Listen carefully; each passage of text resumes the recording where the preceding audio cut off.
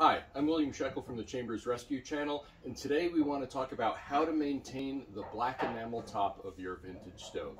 A lot of you have asked me about proper care and maintenance of your black enamel stovetops.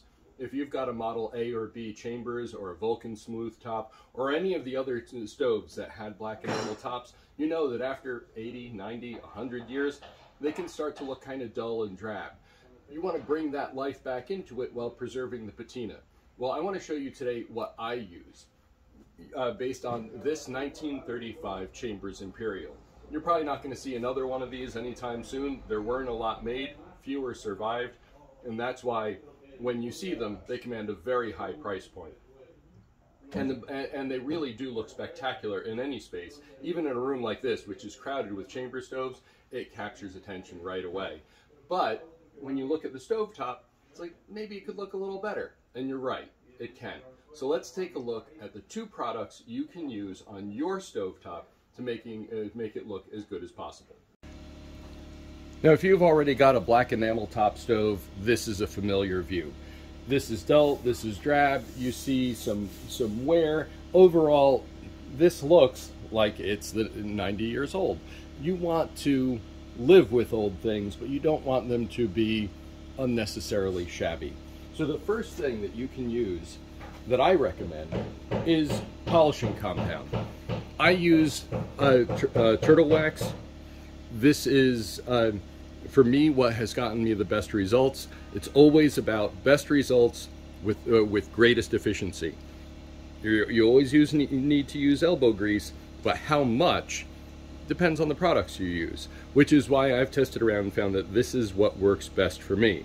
Now, the instructions say to use a microfiber cloth, and that's good for a second or a third coat. But if you're dealing with something really old like this and uncared for, and this got pulled out of a barn, you want to start with a rougher towel. So I have boxes and boxes of just regular old rags like this that are a little coarser. And what you do is you put, and again, the instructions say, so shake this first. I've already shaken it because I've been using it. They say to put a dime-sized amount on. You want to use a little more than a dime size. I find that that's a little conservative. Now, I'm not going to do the whole top in front of you right now because that would be a really boring video. But I do want to show you what just a simple rub can do. And if you can't see it as well as you think, or you think, oh, hey, that's wet, I want to show you over here on the griddle. See how different this section looks compared to this section?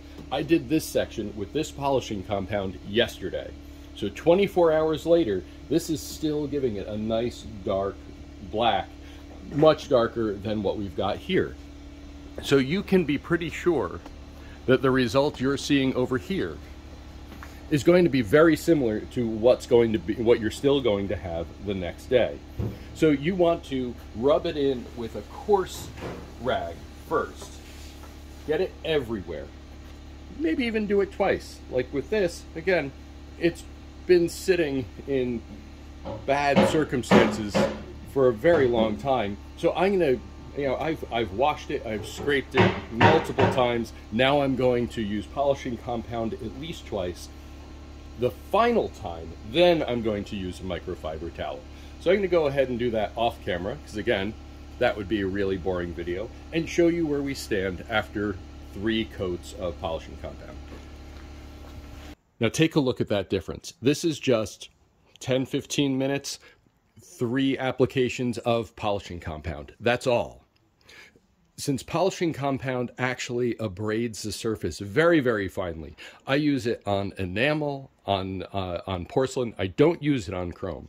You watch my how to clean video that shows you all about what I use for my chrome tops, but for an enamel top, start off with compound. Now, the reason I do coarse first is with something like this, the surface is slightly uneven, there's slight pitting, and this has not been well cared for. Even though it's been scrubbed several times and scraped before it got in front of the camera today, it was filthy for a long time.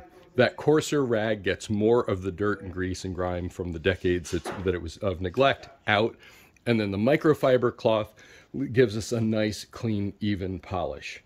And like I said, this panel over here, this was done yesterday. So after 24 hours, it's still gonna have that dark, rich tone.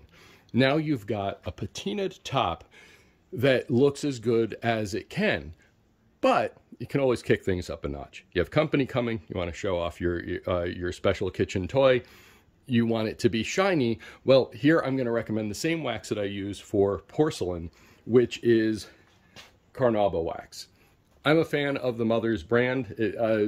I wish they paid me to say that. It's just, I've tested a lot of different waxes, a lot of different polishes. This is where I've wound up. And I could show you a shelf full of things that I've used once and never again, just because they require more elbow grease, or even with equal extra elbow grease, don't give me as good a result. Carnauba wax is food safe. You can eat it, apparently. I've never tried it, but it says it on the can, so I guess go ahead. But it does give you a nice shine. So what we do with this is we take a wax applicator, get it a little damp, and rub it on. Now this is really, if you're into old cars, or even if you're into taking care of your car yourself rather than going to the car wash, you're probably already using compounded car wax.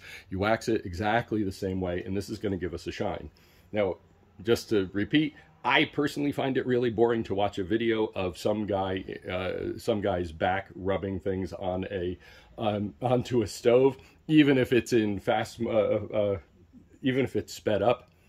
It's not really compelling to me. So I'm not going to do that to you, but I will be back in just a moment to show you what this is going to look like with wax on it. Now take a look at this difference. This top started off being dull, drab, light gray. Now it's got a luster of black to it.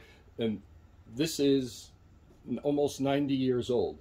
And based on everything I found inside it, I'm going to say quite safely this had been stored in a barn since at least the 60s and probably the 50s.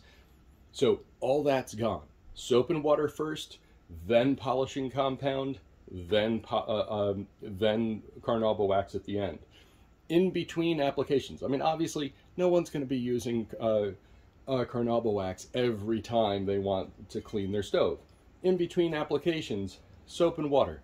I use Dawn because Dawn actually cuts through the grease really well. Soap and water is always safe on these. Just dry it off when you're done.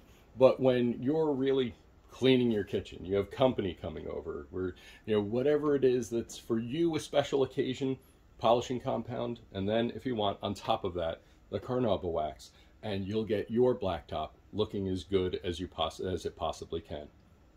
So that's it for this time. Thanks again for your recommendations and your support, and I'll see you next time on the Chambers Rescue Channel.